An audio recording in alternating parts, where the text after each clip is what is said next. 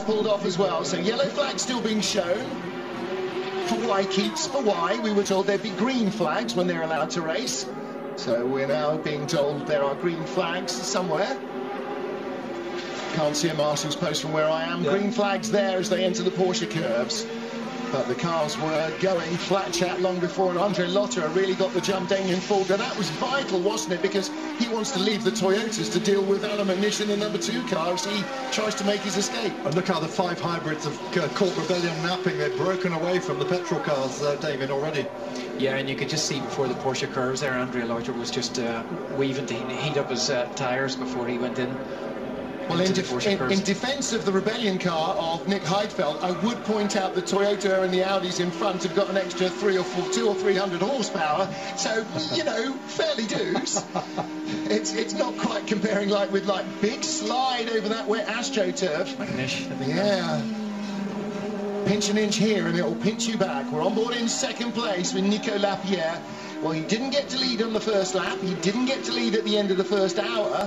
He won't care about any of that if they're in the lead in the 24th hour and take the checkered flag in front. But he's making a real race of this. I think he was just about to take the lead, actually, when the yellows came out. Yeah. It looked like he had all the chances to do so. This is our battle behind the GT leaders. So this is Jan Magnussen in the Corvette, Pedro Lamy in that Gulf Aston, Tony Vilander, last year's winner, one of last year's winners, but in a different Ferrari. So this is the battle for 4th, 5th and 6th, because the Porsche that was in 4th place, they got a bit miffed with being in that line and came in, and I think they topped off with fuel. Oh, and a pass. Yep, that's Vilander inside Pedro Lamy. That's a brave pass. Yeah. Going into Porsche curves. Coming through the field, one of the prototypes, that was the Alpine of Nelson Panciatici. John Martin is also coming through the field right behind him. Those guys topped off early. So now we've got fast cars in among slow cars. The leaders have got lots of empty track in front. Oh, and behind the Aston, by the way, the first of the Vipers. And that is Mark Hoosens making, I believe, his 13th start here at Le Mans. And the most experienced of the Viper drivers. And he's just in front of Pat Long and Wolf Hensler, a Porsche 1-2 in the GTE AM class. On board with the 8 Toyota, and that is Anthony Davidson in 3rd place, as they have got a battle on their hands, keeping Nish back. They swapped. Davidson's got ahead of Lapierre. Oh, has he? Yeah, just coming on down into Mulsanne. So, headlights flashing. Leader is coming into traffic. Who's that? An orange and black car. Oh, I know who that is. That's the Boutsen Chignon car. And McNish having a look. Yeah, he's got him. He's got Lapierre. So what's happened to Nico Lapierre, who was looking to take the lead and is now sinking like a stone? Have his tyres not come up to tension, Damien? Is that part of the problem, maybe? It's difficult to know, really. You see they're just locked up. Davidson locks up the left rear and into Indianapolis. Now listen, difficult to know. Maybe his temperatures weren't quite up to... We speculated right at the start, as they're now catching the 70 Corvette that changed drivers earlier on in the GT AM class. We speculated at the start maybe they had gone on a slightly different tyre.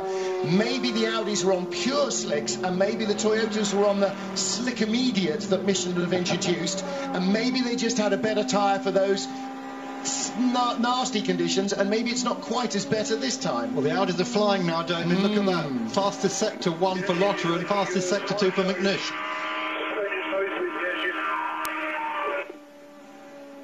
Well, I'm sorry, I didn't understand a word of that. I don't think it was scrambled. I think it was just... Japanese? No, it was Nico Lapierre, and I think he was complaining about something.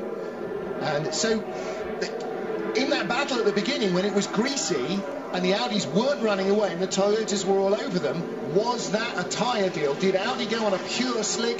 Did Toyota go on Michelin's super soft, ungrooved intermediate? And is Lapierre now paying the penalty? I think Audi did definitely go on a because we just heard from Trullier during the yellow just there on another broadcast. You can say Radio Le Mans. He said Radio Le Mans, Danny Watts was definitely, as far as he knew, the 3 cars started on slicks.